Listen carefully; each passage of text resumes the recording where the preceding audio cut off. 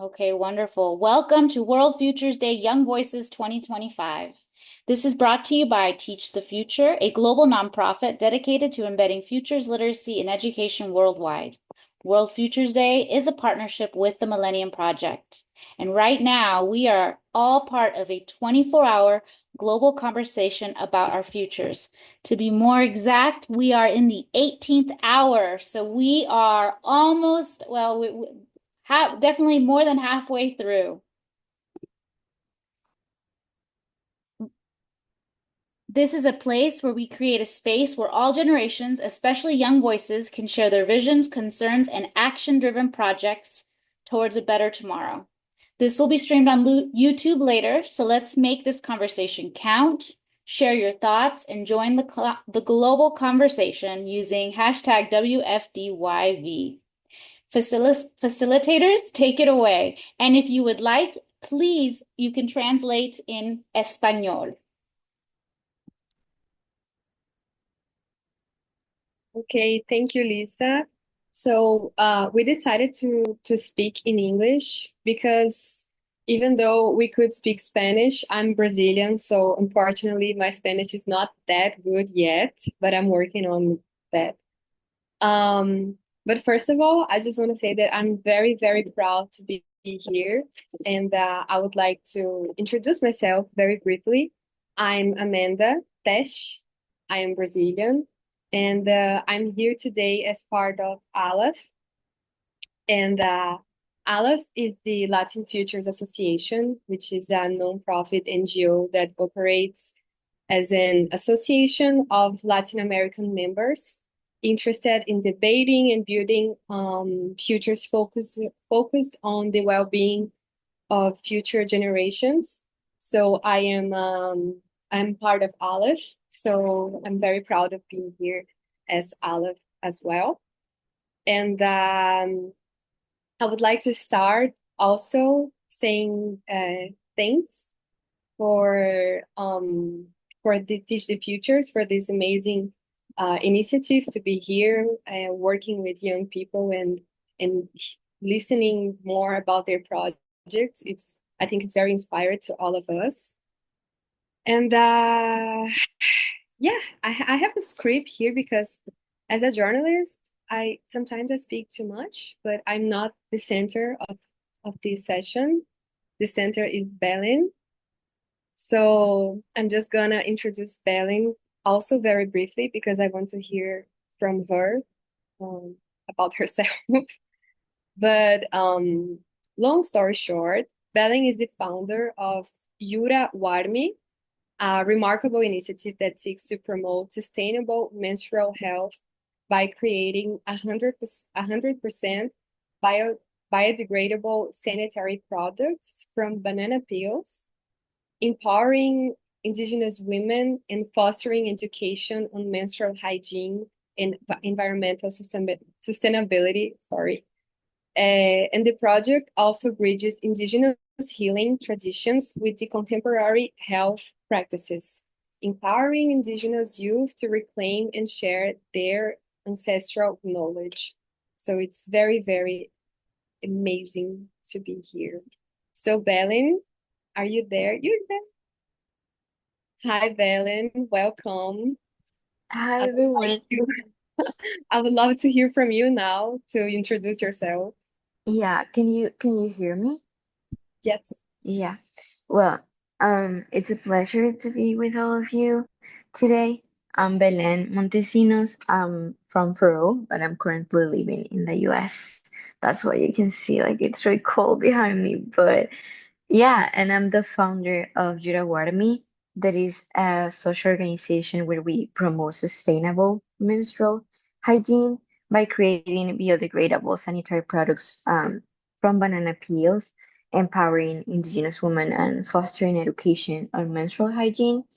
Throughout Yurawarmi, we also organize workshops and talks on taboo topics as menstruation, aiming to break the stigmas and promote open conversations about reproductive health.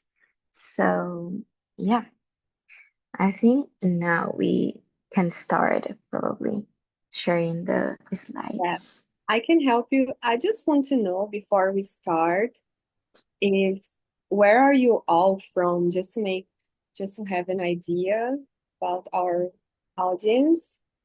And then I'm gonna share my screen. Wait.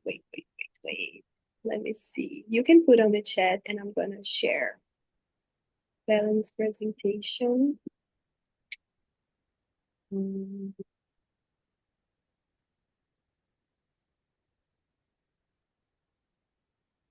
this one. Just a second because there's something going on here.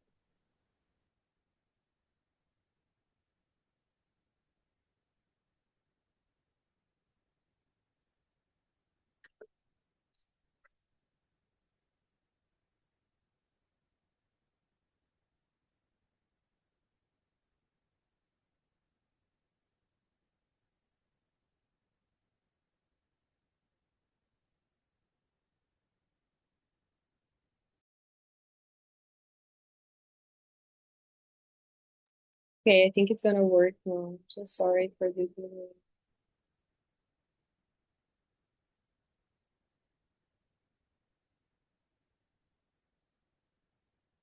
Yes, now it's working.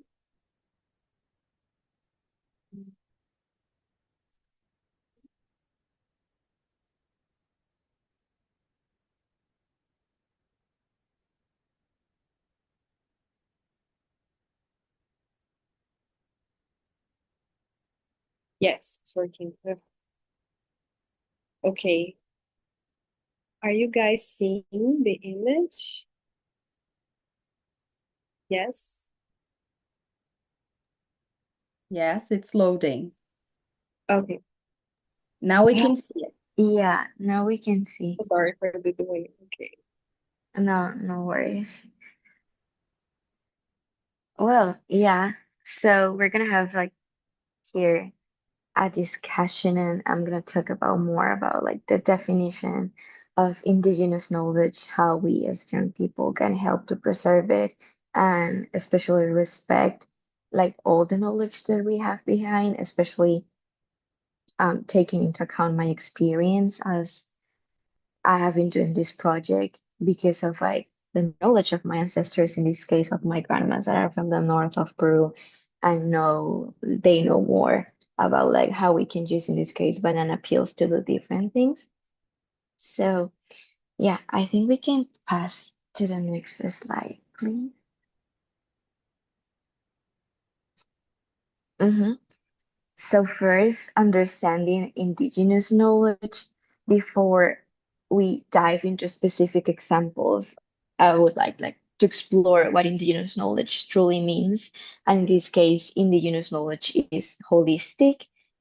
I would say that also is intergenerational system of understanding that has been developed over thousands of years through from direct interactions with nature, community, and life experiences, and it's deeply into cultural traditions, languages, and practices of indigenous people and serve as foundation for their ways of life. And and I would like to make a comparison with the Western scientific knowledge, which often categorizes information into separate disciplines. Like indigenous knowledge takes an integrated approach combining health, spirituality, ecology, and specifically social structures into a unified and interconnected system. And this means that healing practices are not just about treating symptoms, but involve a deeper connection to the environment and a spiritual belief and community well-being. Additionally, indigenous knowledge is dynamic and adaptive. It evolves as community face new environmental and social changes. The knowledge that I know now is not the same as my mom or my grandma, that this has passed generation by generation, as I said before. And it passed through oral traditions, storytelling, ceremonies, and hands-on experience, ensuring that wisdom is preserved and continually enriched. And Yeah, by recognizing and value indigenous knowledge, we gain broader, more inclusive perspective on health, sustainability, and human relationships with nature. Um, from my personal experience now that I'm studying in the US and I have more resources than I would have improved for studying neuroscience, that it's what I'm doing right now. We are, for example, investigating how maca, that is something that we're going to talk more about later, but maca is a powder that we use improve to different purposes, like especially in breakfast, like for healing like different aspects because it's an antioxidant. But here when I get they didn't know about it and I was like really into like I want to combine the ancestral knowledge that my grandma has given me into how can I help in this case we are investigating how maca can help not to cure but to reduce oxidative stress that is caused by plastificants. So we are like learning about that, and it's just like it's not an idea that I create, but it's something that has passed generation by generation, and I'm like bringing this idea now into a more like broader room where I have like more opportunities talking about science. So yeah, I would say that that is a clear example of how like the respect that we need to have when we talk about um in this case medicine like plants that we use into medicine and that we need to preserve like this knowledge and just be like respectful as I said before. And this perspective, I would say that is essential when addressing modern challenges, as indigenous communities have long been at the forefront of sustainable resource management, herbal medicine, and community-based healing practices. Um, can we go to the next slide, please? Yeah. So now I want to talk about the everyday indigenous knowledge that probably you might not realize, but indigenous knowledge is into many aspects of our daily lives, and from the food we eat to the ways we care for our health and well-being. And indigenous traditions have influenced modern practices, often without receiving the recognition they deserve.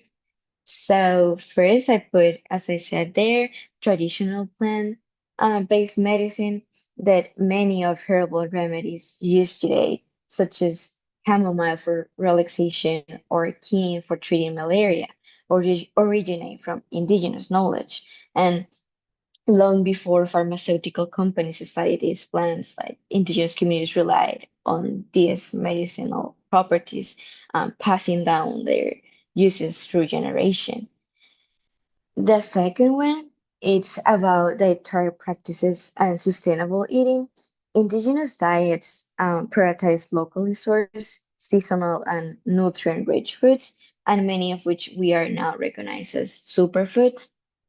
Staples like quinoa, maca, as I talked before, and acai berries were cultivated for their health benefits long before they became popular worldwide.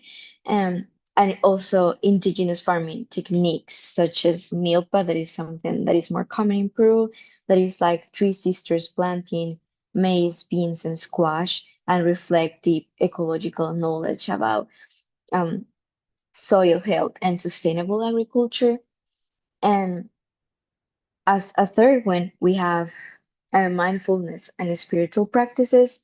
Techniques like meditation, breath work, or grounding rituals have roots in indigenous traditions. Practices such as Andean Pao a la Tierra, that is basically offering to the earth, or the Amazonian use of plant-based ceremonies emphasize harmony between mind, body, and nature.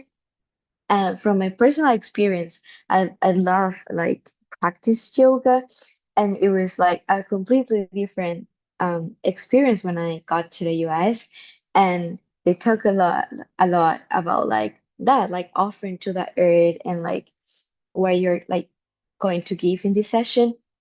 And it's like very similar to what we do in Peru. Like, for example, if we're gonna hike or going to a very like nature place, it's like before enter to that, we need to thanks to be grateful with with the, in this case, we call like Mother Earth, like to enter to the place and just like we're gonna be respectful that we know that it's not our place and it's just like that respect again that we have for nature. And and yeah, and so these concepts now align with sometimes modern mental health approaches like mindfulness or holistic therapy. And for centuries, indigenous knowledge has shaped fields like medicine, wellness, nutrition, and yet, despite aligning with modern scientific discoveries, it has often been overlooked or dismissed by mainstream institutions.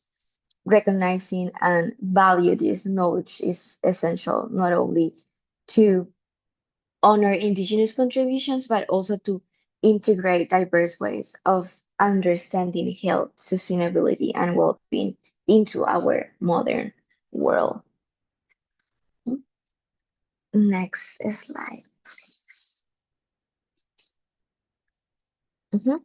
So now I would love to talk about the exclusion now that we saw the concepts and how we see indigenous knowledge in our daily life. Um, I would say that the first point is colonialism and Western biases. During the colonial era, indigenous knowledge was systematically like undermined, and colonizers often devalued indigenous traditions in favor of Western medicine, seeing the latter as superior. And this exclusionary mindset was not limited to health, but extended to areas such as education, agriculture, environmental management, and the belief that the Western science was the sole pathway to advancement lead to repression of indigenous systems of knowledge, resulting into their marginalization. And for example, many plant-based remedies used by indigenous communities were dismissed as mere folklore, as it calls sometimes. So, despite decades of successful use, these remedies were often ignored in favor of pharmaceutical solutions that prioritize profit over sustainability or holistic well-being. And even today, in many regions, the integration of traditional medicine with modern healthcare faces significant barriers despite mounting evidence supporting the efficacy of these practices. And one major example is the lack of recognition for traditional healers. In this case, indigenous people who have extensive knowledge of plants, animals, and environment, and who continue until this day to play a crucial role in their community's health.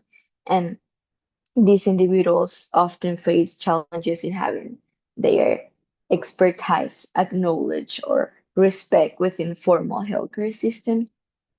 And despite centuries of exclusion, I would say that change is starting to happen. I would not have like a negative view in that.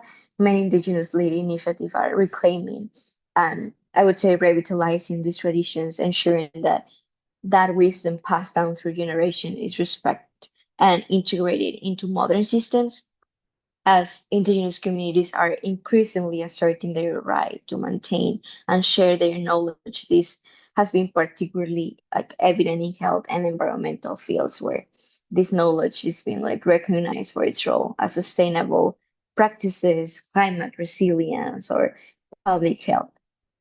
I would say that there's like a path toward integration, that the growing movement to respect and integrate indigenous knowledge into contemporary science and health systems signals a shift in the broader recognition of the value of diverse ways of knowing, because obviously my experience is based as a Peruvian, but obviously I know that there's Brazilian people here, probably we share similar things, but there are new things in other cultures and at the same time like share this foundation.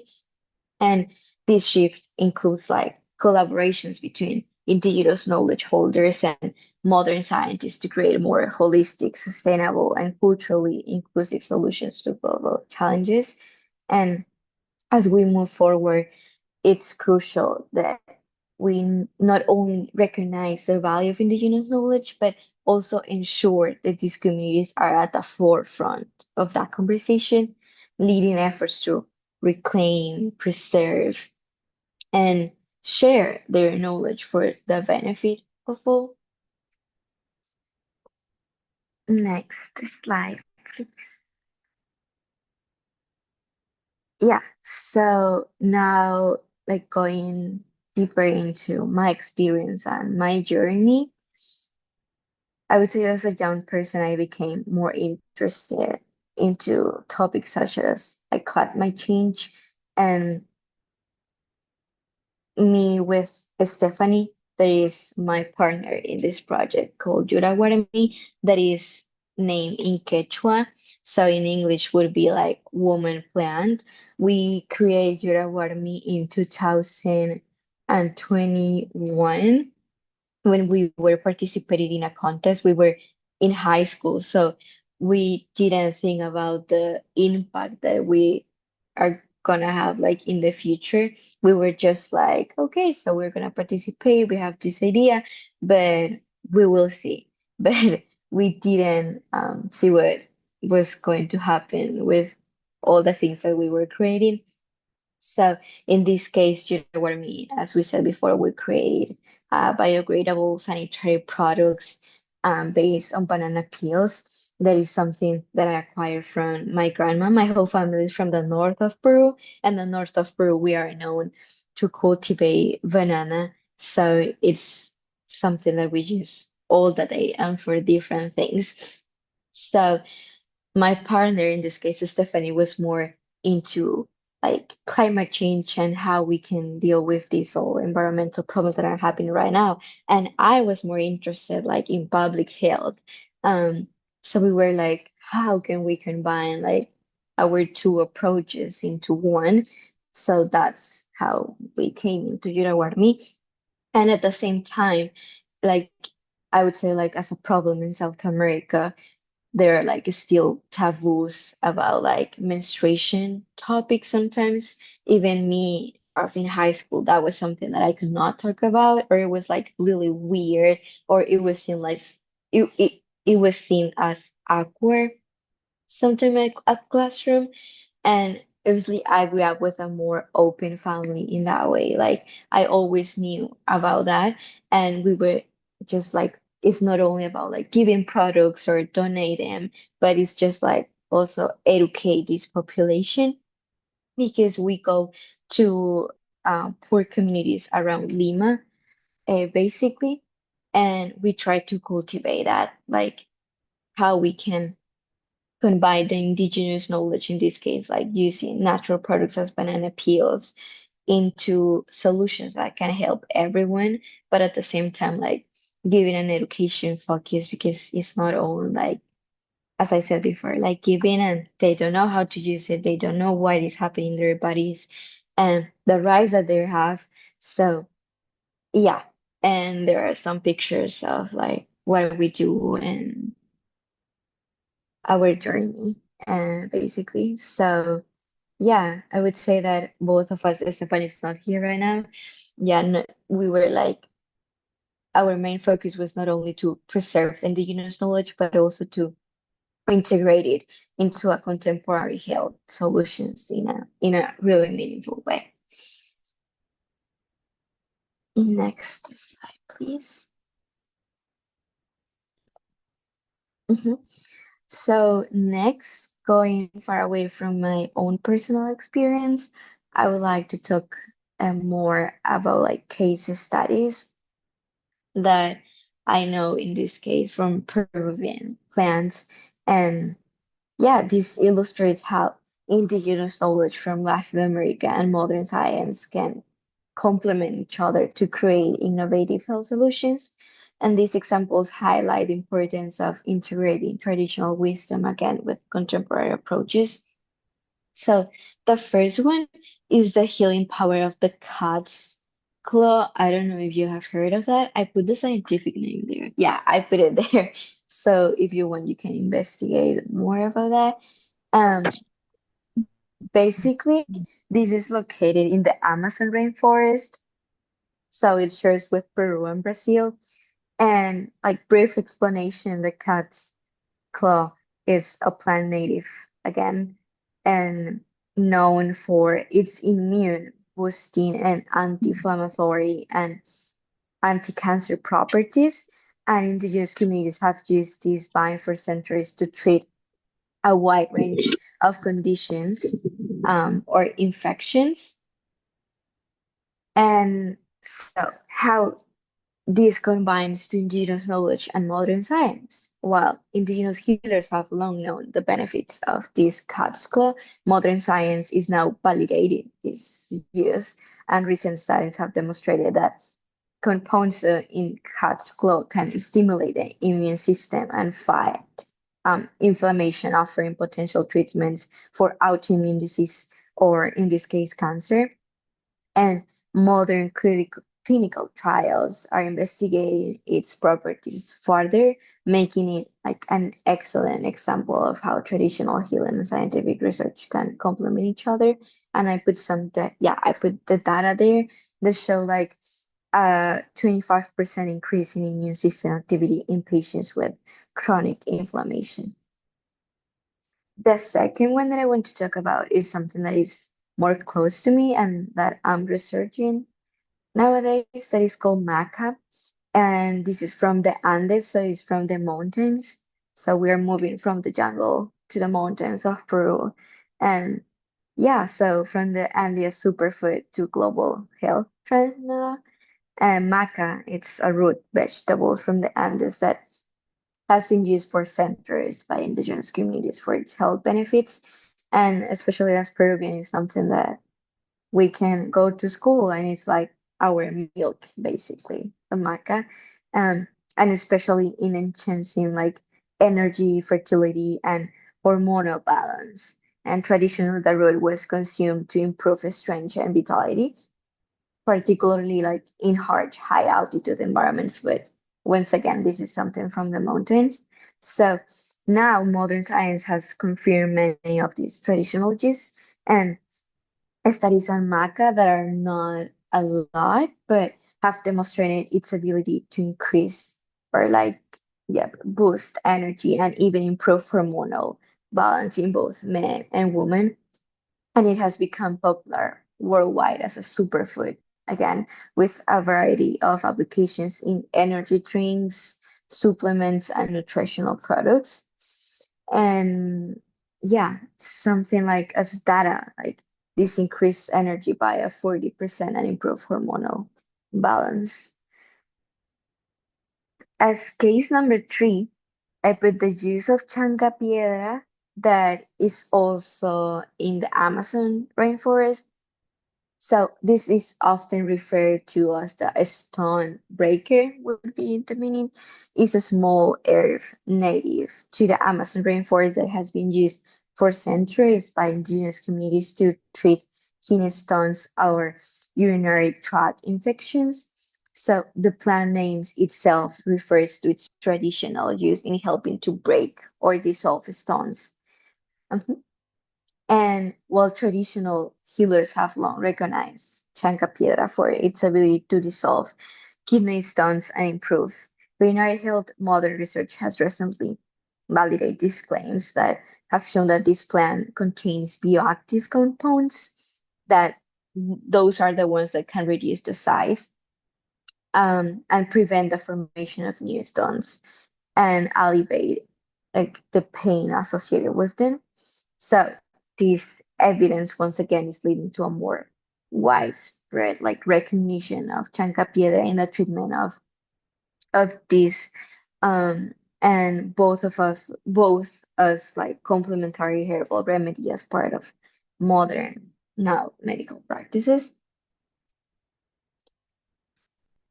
Yeah, can we go to the next slide, please?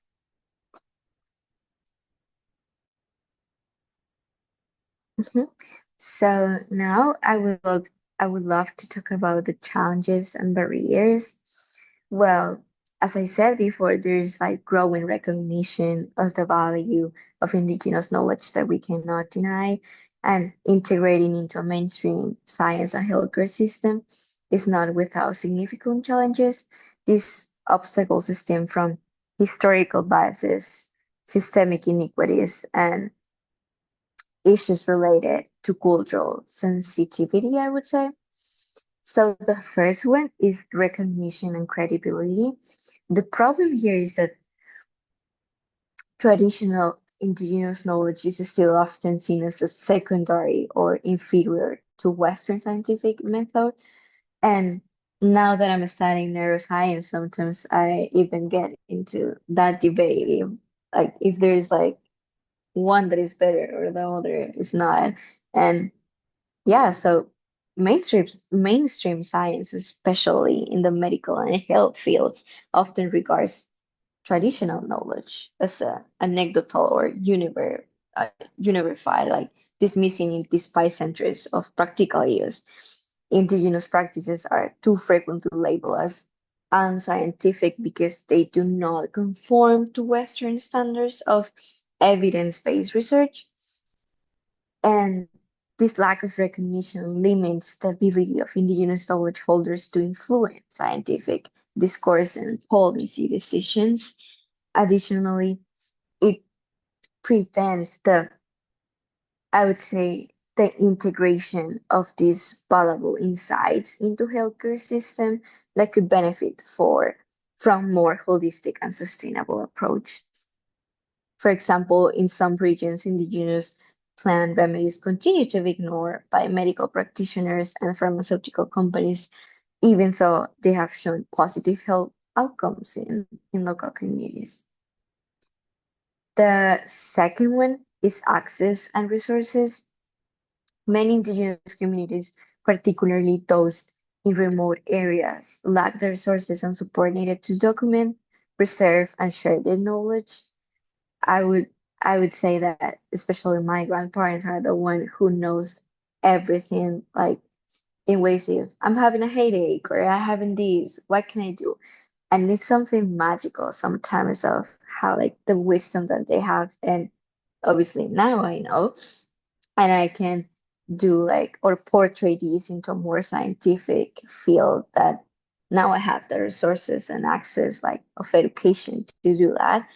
Um, so yeah, but I would say that this is a result of like now that I'm focusing on this is like of historical marginalization and lack of probably infrastructures and policies.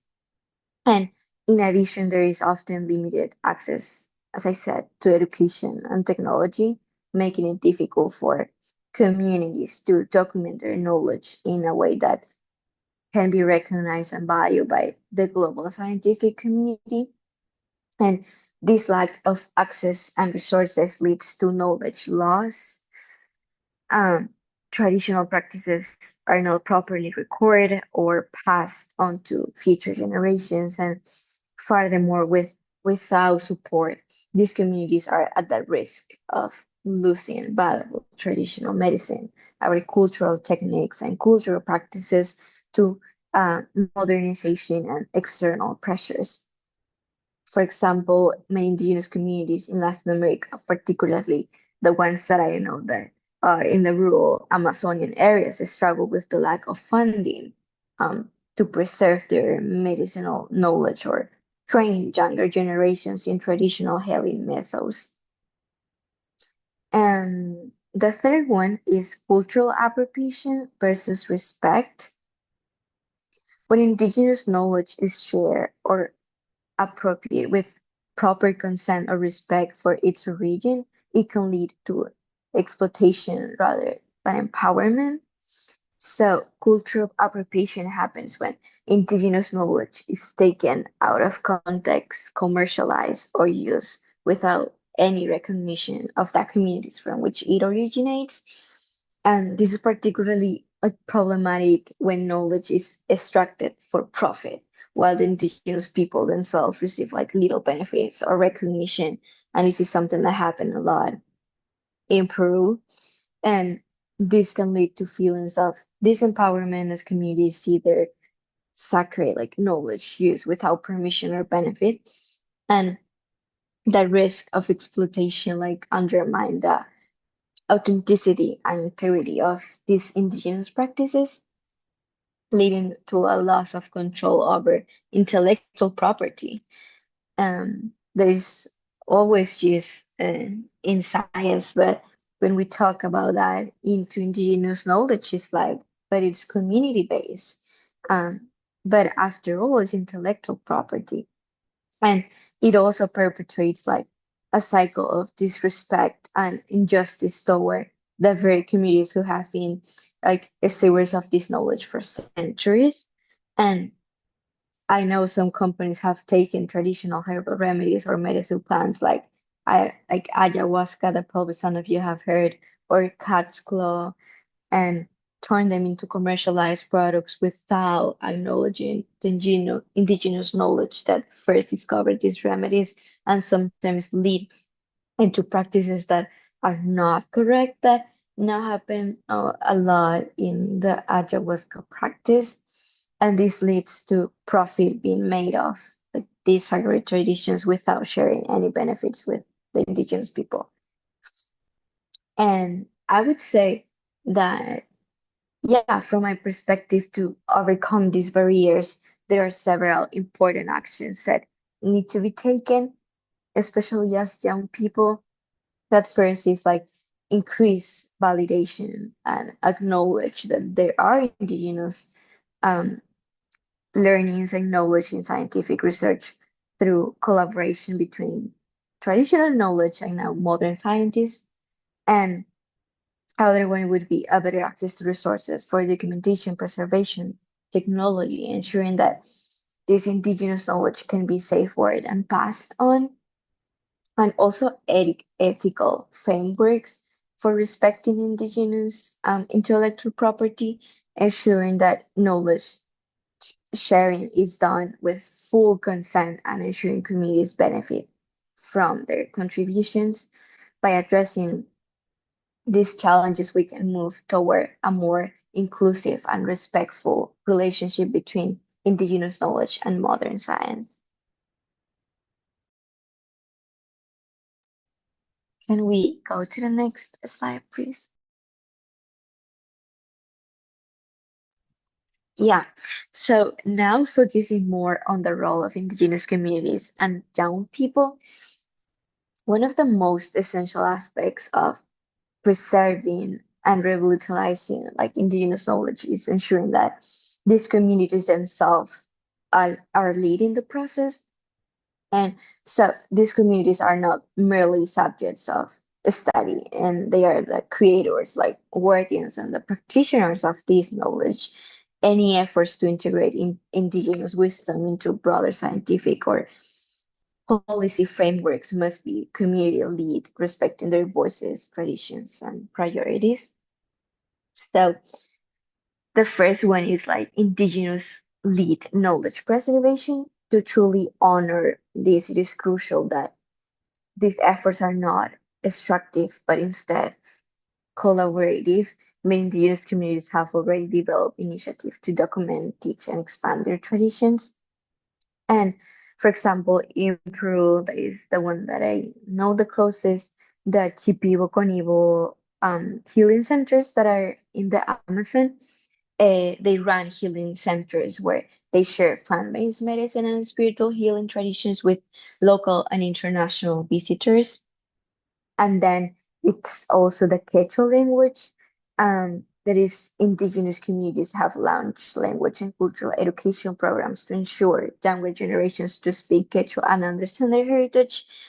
From my personal experience, the only one that knew Quechua from my family was my grandmother, and then my grandma. That is not that from her stories that it's not that she didn't want to learn, but it's that she was afraid of coming to the capital, in this case, Lima, and suffer discrimination once again because it's something that happened until these days most of the time.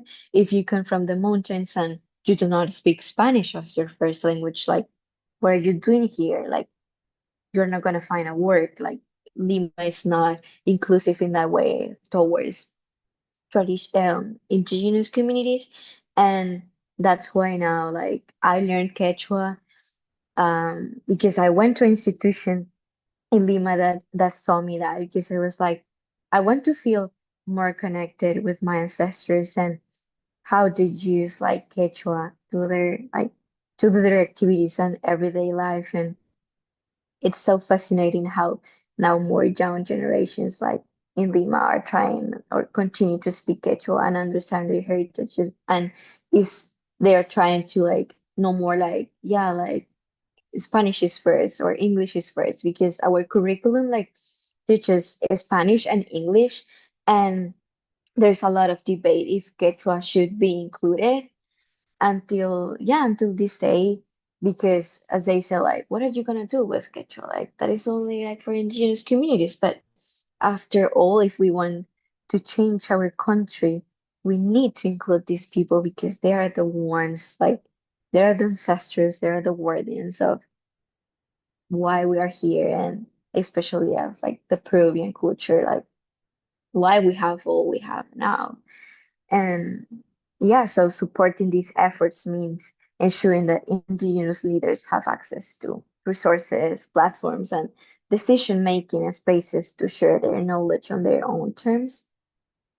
And then the role of young people in knowledge preservation and innovation, I would say that first is education, as I said before. Now there are like many young indigenous people are using technology to record oral traditions, medicinal knowledge, and ancestral practices. One other point I would say that is advocacy and policy change. Indigenous youth movement are pushing for legal protections over their lands, resources, and intellectual property because there are a lot of cases, once again, in the Amazonian rainforest, um, where there are companies that try um, to persuade like these indigenous communities with money because they want the land. And it's like, once again, the whole problem of they do not have access to these resources. So it's sometimes for the company really easy to go and say, like, I'm gonna do this, I'm gonna give you this, and they lie to everyone. So it's important, once again, policy change. And then science and innovation by merging traditional knowledge with modern science. Indigenous youth are developing sustainable solutions for health, agriculture, and environmental protection that I would say that is one of the most remarkable now. So yeah, as we wrap, wrap up, I wanted to leave you like with an important reflection of how can each of us, regardless of our background, actively support the recognition and integration of indigenous knowledge in our daily lives? Like this could mean engaging in research that acknowledge indigenous contribution, advocating for policies that protect indigenous intellectual property and land rights, learning from and amplifying indigenous voices rather than speaking over them, incorporating traditional knowledge into sustainability, health, and education practices, and respecting and acknowledging indigenous traditions in the spaces we navigate, especially. I'm really happy that I have this kind of opportunity to talk more about indigenous knowledge and how we, like as I said, regardless of our background, if we are not from South America, like that is something close to us, we can acknowledge that they exist and that they have a voice. And the knowledge that we have most of the time is because of them. So, yeah, indigenous knowledge offers invaluable solutions to some of the world's most pressing challenges. And we all have a role to play in ensuring it's not only preserved, but actively integrated into present and future. And yeah, I hope that you have learned about this. Probably like you you stay with something, even if it's little. I'm super grateful that you have the time or like the interest to learn more about this. And yeah, I would be glad to answer questions or opinions or just like talk. I don't know if Amanda have something to say. Yeah, no, I just want to say that first of all, thank you so much. I think it's so inspiring to see young people working in very amazing, inspiring projects, especially when it comes to ancestral knowledge.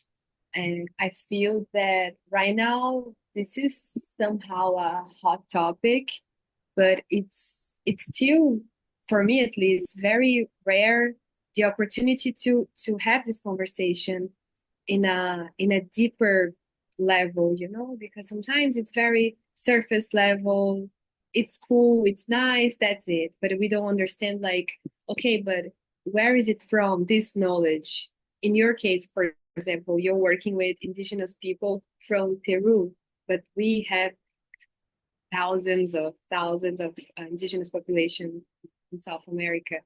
So I believe that probably there's questions on the chat, but I wanna make a question before, because I want to know more about the next step of Yura Warmi for maybe this year and the next. And I would love to know if you girls, not only you, but also Stephanie is not here, but she's part.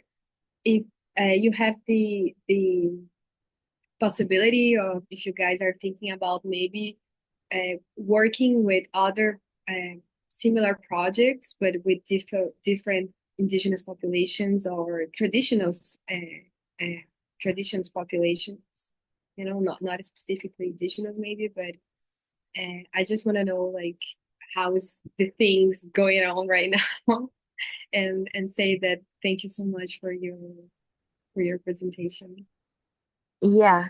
Um, I mean, now in the last years, what we have been doing is going to communities or places in Lima to give these talks, especially in high schools, and also like going to different places to donate these kind of products. And I would say that our next steps and that we are trying to, because as I first said, it was something that we wasn't like thinking at first. We were just like in high school, we were like 16 when we developed that, and it was just a lot of pressure behind us. Um, but it's something that obviously we plan to continue. And we were talking about like with Stephanie a few months ago, like trying to go deep into the educational aspect.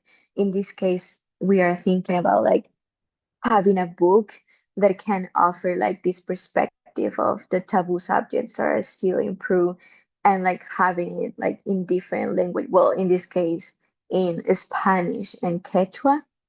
So it's something that we are trying to do. And yeah, probably that's a thing that I would say that we're focusing more on how we can like give access to different girls and women in Peru to this information.